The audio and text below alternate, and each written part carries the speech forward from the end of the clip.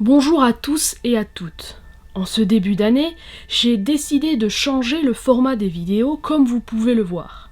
Désormais, j'ai décidé de dédier la voix off à un professionnel pour me concentrer davantage sur les futurs montages des documentaires.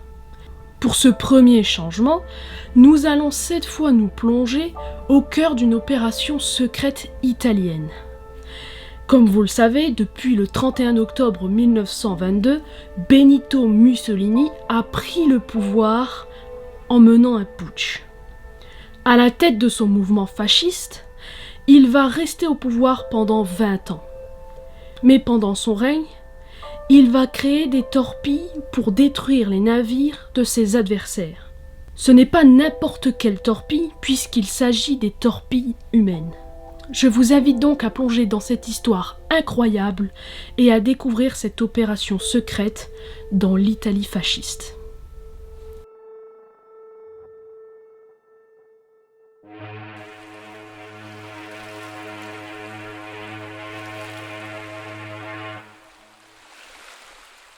Durant l'automne 1935, deux ingénieurs mécaniciens italiens de la grande base de sous-marins de la Spezia obtiennent l'autorisation d'expérimenter un projet original, une torpille à vitesse lente pilotée par deux hommes. Ça s'est déjà vu par le passé dans la baie de Pula, en Croatie, où le 1er novembre 1918, deux officiers de la Regia Marina pilotent en surface une torpille bricolée et réussissent même à couler le cuirassé autrichien SMS Viribus Unitis. Le navire de 20 000 tonnes sombre en 15 minutes.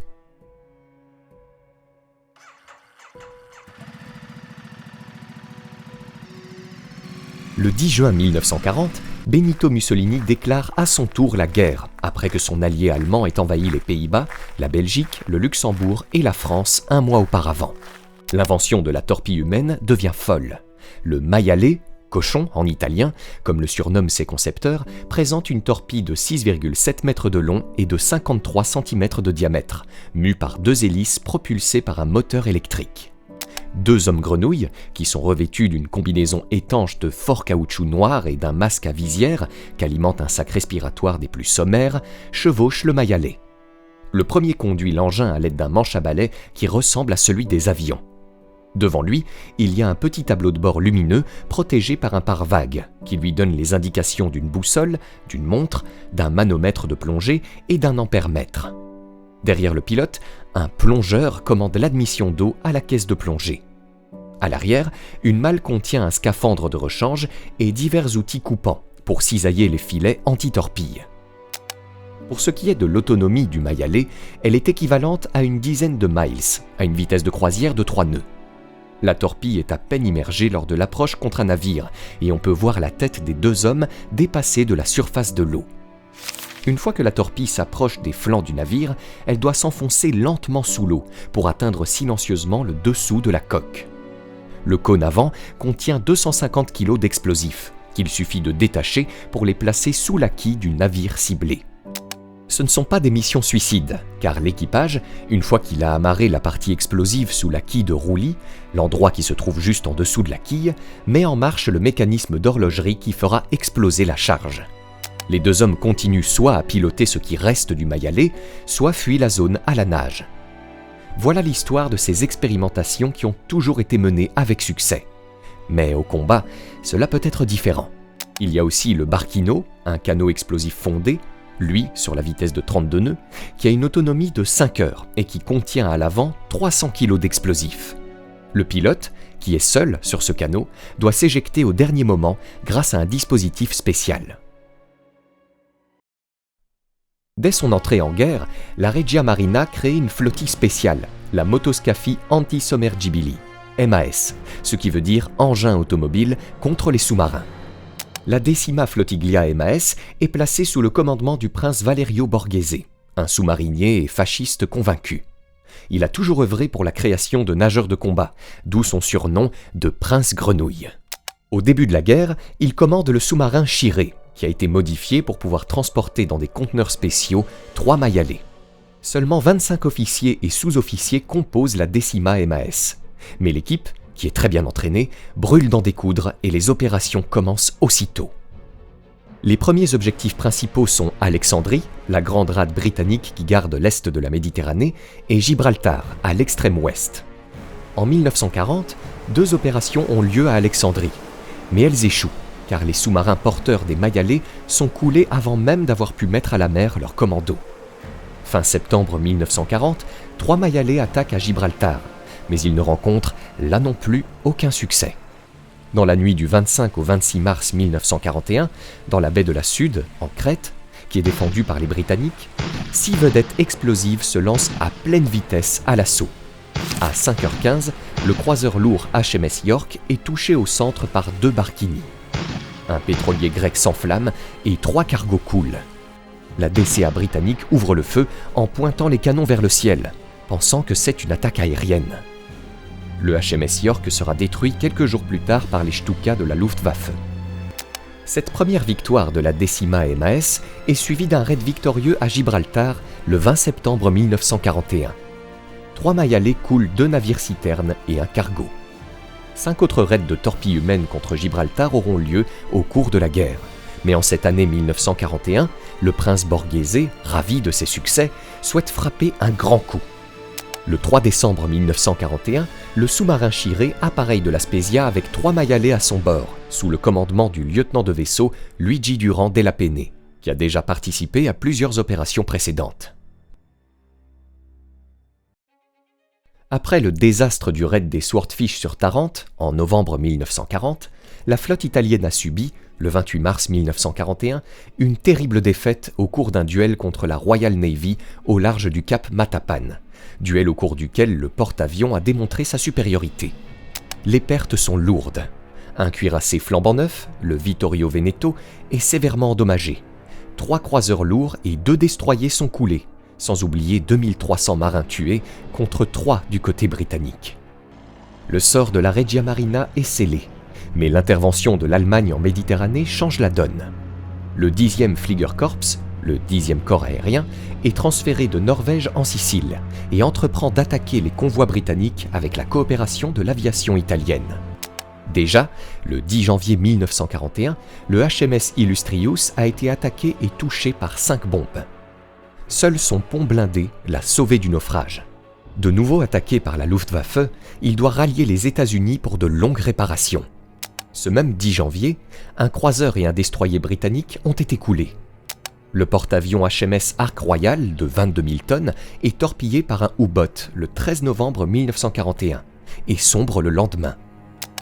11 jours plus tard, c'est au tour du cuirassé HMS Barham d'être atteint par 3 torpilles qui le font chavirer et couler. L'explosion de sa soute à munitions précipite le naufrage et entraîne la mort des 861 membres de son équipage.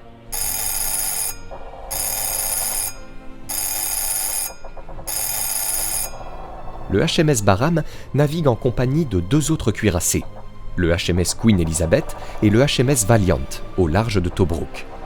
Le U-331 les repère et lance une torpille contre le HMS Barham.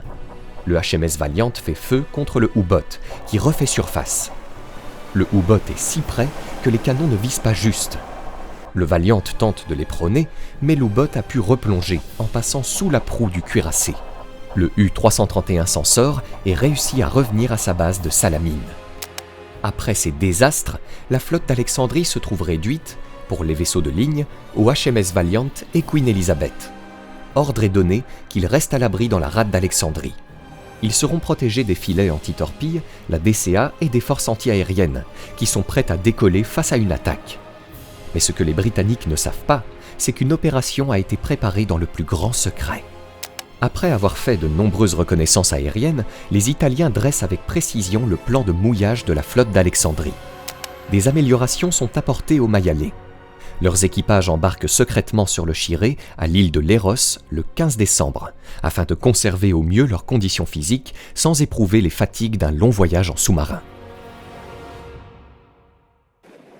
18 décembre 1941, 20h30. Par une nuit sans lune, le Chiré fait surface devant la rade d'Alexandrie. Les 6 hommes torpilles s'équipent, tandis que leurs Mayalais sont extraits avec beaucoup de précaution de leur conteneur. Tout doit s'effectuer dans le silence absolu, car le moindre bruit pourrait donner l'alerte et cela pourrait leur être fatal. Les Mayalais sont désormais parés, ils commencent leur progression vers l'entrée du port avec leurs équipages. Le Shiré replonge dans les profondeurs de la mer et met le cap sur l'Eros. Les 3 torpilles naviguent prudemment au milieu d'un champ de mines, puis franchissent l'imposant filet de protection qui barre l'entrée de la rade. Les commandos suivent avec beaucoup d'audace le sillage de 3 torpilleurs qui rentrent au port. L'eau n'est pas à une très bonne température, puisqu'elle est glacée, et elle pénètre progressivement dans leurs combinaisons qui sont très peu étanches. Chaque Mayalais a son objectif désigné. Durand de la Pennée se dirige vers la masse noire et imposante du HMS Valiant. Un autre équipage se rapproche du Queen Elizabeth, et le 3e a pour objectif un porte-avions. S'il n'y en a pas, il doit attaquer un pétrolier. Comme il n'y a pas de porte-avions, c'est un pétrolier norvégien, le Savona, qui devient l'objectif. 2h19. Le Mayalais de Durand de la Pennée, après avoir franchi en surface son filet de protection, accoste sans bruit contre le Valiant. Il commence sa manœuvre de descente et pique du nez vers le fond. Son pilote réussit à le rattraper, mais il constate que son coéquipier a disparu. Il doit donc poursuivre la mission seul et doit faire vite avant que les sentinelles ne repèrent son camarade, qui doit flotter à la surface de l'eau. Dès qu'il sera repéré, ce sera le branle-bas de combat, avec des grenades sous-marines lancées en mer. Mais finalement, rien n'a lieu. À bout de force, le pilote revient vers le Mayalais, où il réussit à arrimer sa charge en réglant l'explosion à 6h du matin. Il laisse ensuite couler son engin par le fond, qui est à 17 mètres, et entame une nage pour s'éloigner du cuirassé. Un projecteur s'allume et le repère rapidement dans l'eau. Il sera monté à bord du HMS Valiant, où il retrouvera plus tard son coéquipier qui s'était évanoui. Une fois revenu à lui, il s'était caché sur la bouée d'amarrage pour ne pas donner l'alerte. Les 2 hommes sont interrogés pour savoir pourquoi ils sont là et dans quel but, mais aucun des 2 ne parle. Sous leur combinaison, ils ont leur tenue militaire. Les Britanniques ne mettent pas longtemps à comprendre que ce sont des Italiens. Mais les 2 prisonniers restent sur le Valiant. 10 minutes avant l'explosion, Durand de la Pennée demande à parler au commandant. Il lui annonce que son navire va exploser dans quelques minutes. Le commandant Morgan demande plus d'informations sur cette opération en cours, mais Durand de la Pennée ne parle pas. Le commandant Morgan donne l'ordre d'évacuer le navire, sauf pour Durand de la Pennée et Emilio Bianchi, son coéquipier, qui devront aller en fond de cale. Les 2 hommes s'aperçoivent qu'ils ne sont qu'à une dizaine de mètres au-dessus de la charge qu'ils ont fixée sous la coque. Pendant ce temps, le 2e équipage pose sans encombre sa charge et amorce sa charge explosive sous la coque du HMS Queen Elizabeth, le navire amiral. La 3e équipe fait la même chose sous le pétrolier Savona. À 6h15, une première explosion retentit. Le Valiant est touché et une tonne d'eau s'engouffre aussitôt. Durand de la Pennée et Emilio Bianchi s'en tirent miraculeusement avec quelques blessures. Un quart d'heure plus tard, c'est la charge d'explosifs sous le Queen Elizabeth qui explose, suivie du pétrolier Savona. L'explosion sous le pétrolier endommage le croiseur HMS Jervis, qui est amarré juste à côté. Les 2 autres équipages ont également été faits prisonniers. L'équipage qui a attaqué le Queen Elizabeth réussit tout de même à atteindre la côte en étant complètement gelé de froid. Rien n'est prévu pour leur exfiltration. Seul de l'argent sterling a été distribué aux 6 hommes qui doivent ensuite se débrouiller seuls. Ils peuvent se cacher et trouver une embarcation pour rejoindre un sous-marin qui ferait surface au large du phare de Rosette, à l'est d'Alexandrie, pendant 3 nuits de suite, 4 jours après l'opération. Les 2 Italiens ont réussi dans un premier temps à se faire passer pour des marins français du cuirassé Lorraine. Ils prennent ensuite le train pour Rosette, mais sont démasqués à cause de leurs livres sterling qui n'ont plus cours. Ils seront donc arrêtés et finiront la guerre en tant que prisonniers de guerre. Les 2 cuirassés britanniques sont coulés en eau peu profonde, donc ils seront renfloués et remis en service. Enfin, pas tout de suite, car le Valiant aura besoin de 6 mois de réparation en Afrique du Sud et le Queen Elizabeth aura besoin de 9 mois de réparation aux États-Unis. Les hommes torpilles de l'Italie vont inspirer 2 films. L'un est un film franco-italien réalisé en 1953 et qui s'intitule « Panique à Gibraltar ». L'autre est un film italo-britannique réalisé en 1962 qui porte le titre de « Alerte sur le Valiant ». Dans ce dernier film, Luigi Durand de la Pennée est mis à l'honneur. Mais le film ne raconte malheureusement pas la suite de son histoire. Il est devenu prisonnier de guerre et après l'armistice italien du 8 septembre 1943, il accepte de reprendre des missions de nageur de combat avec les Britanniques contre l'Allemagne. Pour son action d'éclat, il a été décoré par l'Italie fasciste de la médaille d'or de la valeur militaire, qui est la plus haute distinction. En mai 1945, à Tarente, Durand della Penne reçoit enfin sa décoration. Mais pas des mains d'un Italien. Il la reçoit des mains d'un Britannique, l'amiral Charles Morgan, qui était lors du raid d'Alexandrie, le commandant du HMS Valiant. Pour cette opération, la mer aura dévoilé tous les secrets de ces torpilles humaines, qui auront été oubliés avec le temps. La mer doit encore révéler beaucoup de secrets sur les opérations secrètes, les batailles, les épaves ou les secrets engloutis. Mais bien qu'elle ait connu la guerre, elle garde en son fond des siècles d'histoire, qui méritent que l'on se rappelle de quoi l'être humain est capable pour assouvir sa gloire et son pouvoir. Comme vous avez pu le constater, la mission des torpilles humaines a été un succès, puisqu'elle a réussi à endommager 2 cuirassés de la Royal Navy britannique. Mais sachez que les Italiens n'étaient pas les seuls à avoir eu cette idée. Les Allemands aussi ont eu cette idée. Elle a été conçue en 1943 par l'Institut de recherche sur les torpilles Eckernford. Richard Moore, le concepteur, a appelé son prototype de torpille humaine le Neger. Leurs premières interventions ont eu lieu à Anzio, en avril 1944.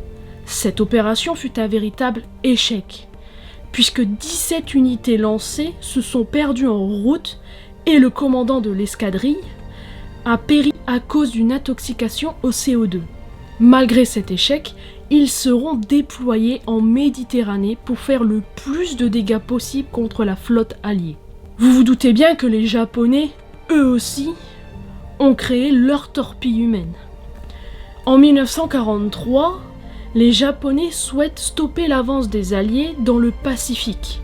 Donc le Japon crée une unité d'attaque spéciale, plus connue sous le nom de Kamikaze. Le Kaitan, nom du sous-marin de poche qui deviendra une torpille humaine, devait transporter des explosifs. Et vous vous doutez bien que les 2 personnes qui sont aux commandes devaient mourir lors de l'explosion. Ils seront déployés le 8 novembre 1944 pour détruire les navires américains qui sont mouillés aux îles Carolines. Certains navires sont endommagés. Les Japonais, face à ce succès, continueront ces opérations jusqu'à la fin de la guerre. Je termine ce documentaire en vous laissant sur ces informations complémentaires sur les torpilles humaines. J'espère que cette nouvelle vidéo vous aura plu et j'espère sincèrement que ce nouveau format vous plaît. N'hésitez pas à me le dire dans les commentaires car je lis tous vos commentaires, qu'ils soient négatifs ou positifs, ou même si vous avez des questions sur les formats à l'avenir, il n'y aura pas de problème, je vous répondrai aux questions. J'en profite également pour vous remercier pour votre soutien, votre fidélité depuis maintenant pas mal de temps. Je vous remercie sincèrement de me suivre, de voir l'évolution de la chaîne avancer à grands pas. Je vous remercie très sincèrement. Sur ce, je vous laisse. On se retrouvera dans 2 semaines ou 1 semaine, tout cela dépendra du calendrier car ça change à chaque mois. On se retrouve très prochainement pour une nouvelle vidéo sur les dossiers secrets. D'ici là, prenez soin de vous et à bientôt.